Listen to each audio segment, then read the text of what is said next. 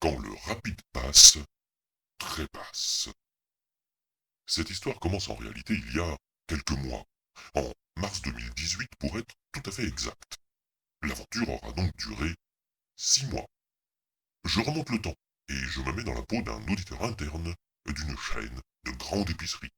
Pour ne pas donner la marque de l'enseigne, je dirais qu'elle pourrait lancer une série de télé-réalité qui s'appellerait La consommation est dans le pré.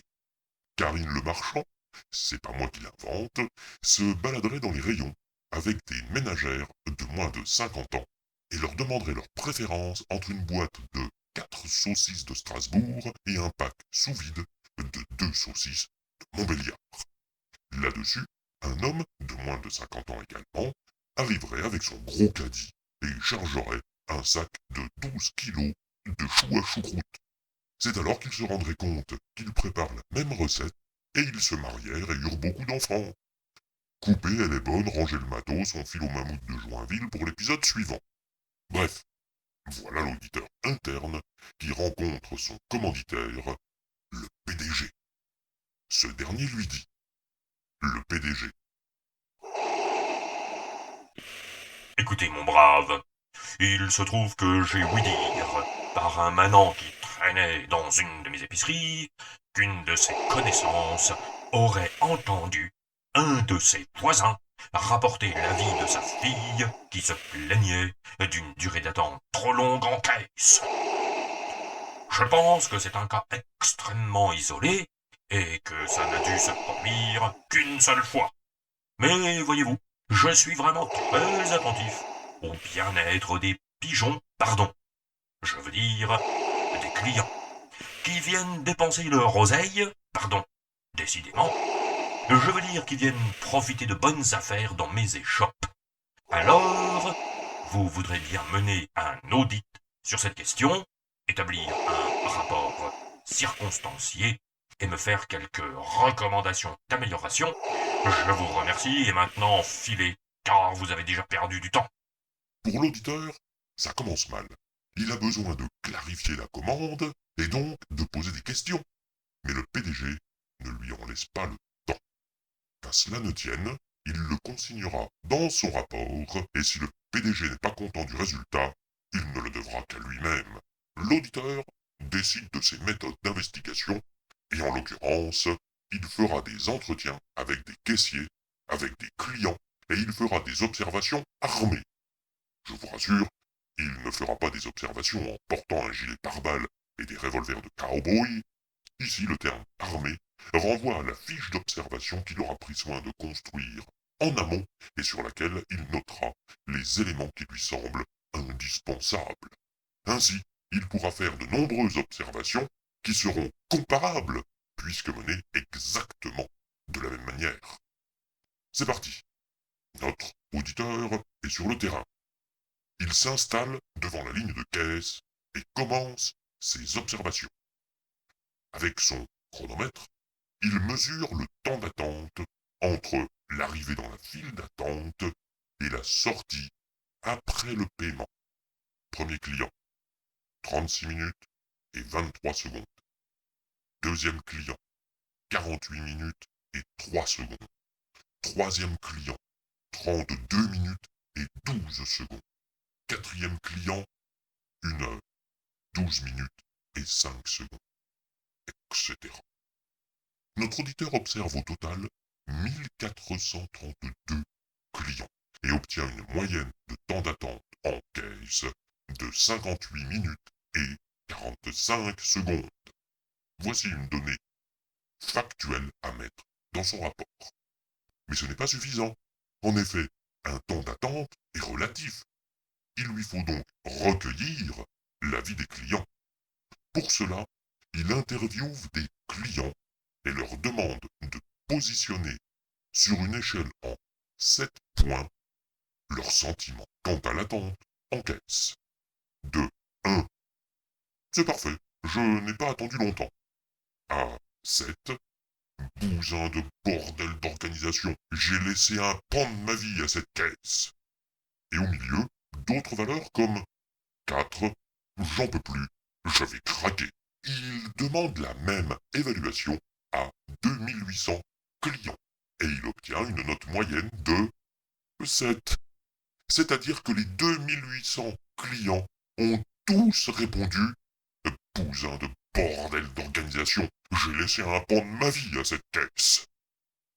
Il en profite pour relever quelques verbatims qui viendront illustrer son propos dans son rapport.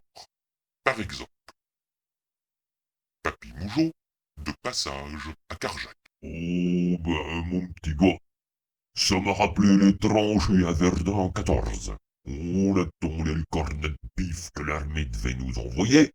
Eh ben, tu me croiras si tu veux, mais les rations, je les attends encore. Micheline Grimpois. Ah ben ça, pour sûr que c'est long. Mais moi je viens jamais ici sans un peu de travaux manuels. Là par exemple, en attendant de passer en caisse, j'ai eu le temps de tricoter 456 bonnets pour l'association qui s'occupe des SDF de mon quartier. Léon Tolstoï. Da, Tovarich, mon gars. Toujours très long attendre magasin, mais moi être habitué file d'attente. Moi écrire. Da, attendre aujourd'hui, j'ai écrit nouveau livre. Guerre et paix, je l'appelle. Très inspirant, vos files d'attente. Bon, l'auditeur interne a maintenant ses feuilles de constat rédigées. Il passe à l'analyse causale. Pourquoi le temps d'attente en caisse est-il trop long? Parce qu'il y a une file d'attente. Pourquoi y a-t-il une file d'attente? Parce qu'il y a trop de clients. Pourquoi y a-t-il trop de clients? Parce que la caissière ne va pas assez vite. Pourquoi la caissière ne va-t-elle pas assez vite? Parce qu'elle n'a que 2 bras. Pourquoi n'a-t-elle que 2 bras? Bah, t'es con ou quoi? Ah oui, zut, la cause racine, c'est donc que la caissière n'a pas assez de bras? Bon oui, mais on peut raisonner autrement. On va plutôt dire qu'il n'y a pas assez de bras en caisse, et pas forcément à la caissière. Tu vois la nuance? Ah oui, comme on ne pourra pas ajouter de bras à la caissière, on pourra par contre ajouter des bras aux caisses en mettant un nombre plus grand de caissières. Notre auditeur interne a donc fait son constat. Le temps d'attente en caisse est insupportable dans 100% des cas. Il a identifié la cause racine. Il n'y a pas assez de bras en caisse. Il peut maintenant rédiger sa recommandation. Pour réduire le temps d'attente, il faut mettre en service un nombre plus important de caisses. Notre auditeur interne passe maintenant à la rédaction de son rapport et prend rendez-vous avec le PDG pour le lui présenter. Le PDG. André donc, mon brave. Alors, c'était vraiment un cas isolé, non? L'auditeur interne. Ben, c'est-à-dire, en fait, pas vraiment, voyez-vous, puisque 100% des clients sont mécontents. Le PDG. Ah oui, quand même. Autant que ça? Bon. Et votre recommandation, c'est quoi? L'auditeur interne. Ouvrir plus de caisses. Le PDG. Ouvrir plus de caisses? Vous voulez dire embaucher des caissières? Vous plaisantez, j'espère. L'auditeur interne. Oui, c'est le sens de ma recommandation. Le PDG. Dehors! Foutez le camp! Je ne vous paie pas pour me dire d'augmenter les effectifs! Dehors, malotru! C'est comme ça que le rapport de notre auditeur interne est allé rejoindre les dizaines d'autres rapports dans un tiroir. Et pour les plus chanceux, ils servent à caler des armoires. Au moins, ils servent à quelque chose. Mais c'était sans compter sur Gilbert Pied de Bois qui passait par là, pile quand l'auditeur interne s'est fait jeter du bureau du PDG. Gilbert en a profité pour dire au PDG Gilbert Pied de Bois. Vous savez, j'ai une solution, moi, pour votre problème. Le PDG. Ah bon? Et c'est quoi votre solution? Gilbert Pied de Bois. Il faut faire une appli pour smartphone. Le PDG. C'est quoi le rapport? Gilbert Pied de Bois.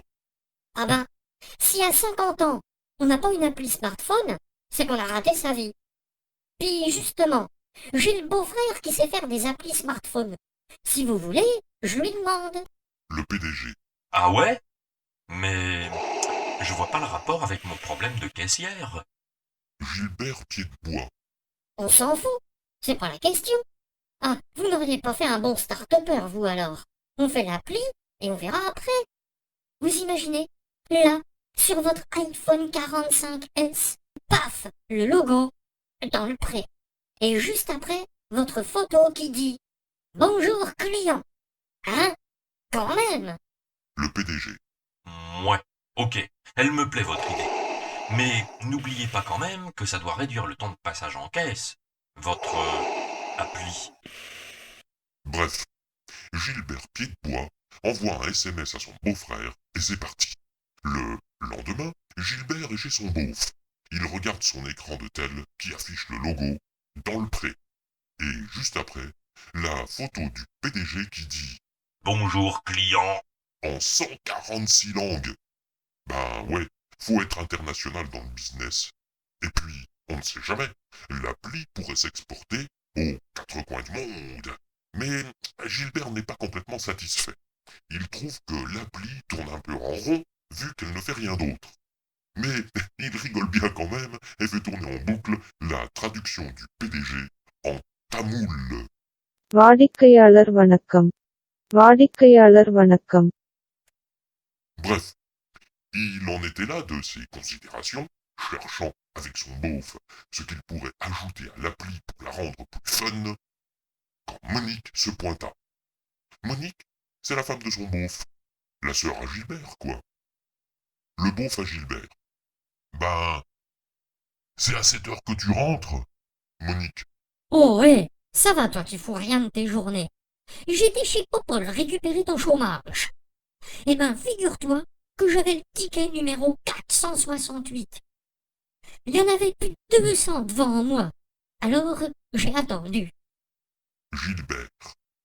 Le ticket, comme à la boucherie du Père Michu, en bas de la rue des Chemins Crottés. Tu peux me mettre un système de tickets dans l'appli. Le beauf à Gilbert. Bon, oui, c'est trop méga facile, mais je vois pas l'intérêt. Gilbert. On s'en fout, c'est pas la question. Ah, tu ferais pas un bon start-upper, toi, alors. Bon, tu m'ajoutes un système de tickets comme à la boucherie du Père Michu, et tu m'envoies tout ça. Ok? Le lendemain, Gilbert Pied-de-Bois est dans le bureau du PDG. Il fait la démonstration de son appli. Le PDG est captivé par sa photo qui dit bonjour en 146 langues. Bon, il ne reconnaît pas sa voix vu que c'est une traduction automatique vocale de Google. Mais ça lui plaît bien. Par contre, il a comme un doute sur la traduction italienne. Mais comme il ne parle pas italien, il fait confiance à Gilbert qui fait confiance à Google. Tipo di torta napoletana, chiaro guignolo, tu mi cammini sui pantaloni. Et Gilbert de présenter la fonctionnalité innovante, disruptive, qui va hacker la gestion des files d'attente dans les caisses de supermarchés. Une innovation de rupture que le PDG pourrait même vendre à d'autres enseignes. C'est dire, Le principe est super simple. dit Gilbert. Le client utilise son téléphone pour réserver sa place dans la file d'attente. Et Gilbert Pied-de-Bois ajoute, Je l'appelle le rapide pass. le PDG est bluffé par les explications de Gilbert Pied-de-Bois, à tel point qu'il lui promet un poste de directeur du développement des aptitudes disruptives. Ça veut dire quoi, développement des aptitudes disruptives? On s'en fout. Ah, vous n'auriez pas fait un bon start-upper, vous alors. Bref, la super méga appli qui va révolutionner la grande distribution est installée dans les échoppes. Bon alors, comment fonctionne cette méga super idée géniale?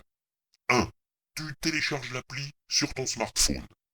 Traduction, tu utilises ton forfait pour encombrer la mémoire de ton tel avec une appli dont tu doutes un peu de l'utilité. 2. Tu crées ton compte. Traduction, tu indiques ton nom, ton prénom, ta date de naissance, ton 06, ton email, ton poids, ta taille, ta pointure, la couleur de tes chaussettes, si tu mets des caleçons ou des boxeurs, la marque de ta voiture, si t'es proprio ou locataire, la dernière fois que tu es allé au cinéma, tes yaourts préférés, si tu aimes le Nutella, ta CSP, si t'es en CDI ou CDD, si t'as un chat ou une perruche, etc. Bref, tu donnes plein de données personnelles que le magasin pourra revendre pour que tu sois ensuite inondé de SMS tout pourris et de mails tout pourris aussi. 3. Tu démarres l'appli quand tu arrives dans le magasin et pouf, tu as un numéro comme à la boucherie du père Michu. Traduction. Tu as 5 minutes pour faire tes courses et pas une seconde de plus, sinon, ta place ne sera plus réservée en caisse. Donc, tu stresses à mort et tu regardes ton tel tous les 15 secondes pour savoir combien de temps il te reste avant d'aller te présenter devant la caisse qui est à 3 km 480 à l'autre bout du magasin.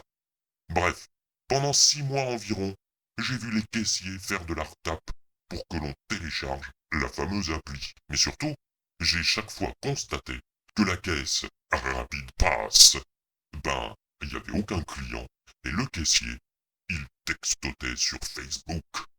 Alors, comment dire? C'était couru d'avance, non? Ou, dit autrement, fallait-il avoir fait Saint-Cyr pour s'en douter?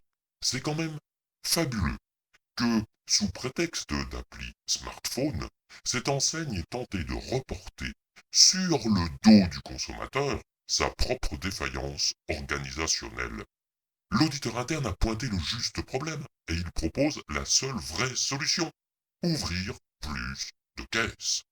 Ou alors, supprimer le passage en caisse et laisser les clients partir sans payer.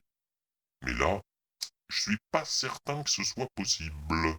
Bref, aujourd'hui, je passe en caisse et je lis cette pancarte. Fermeture définitive de la caisse. Rapid Pass.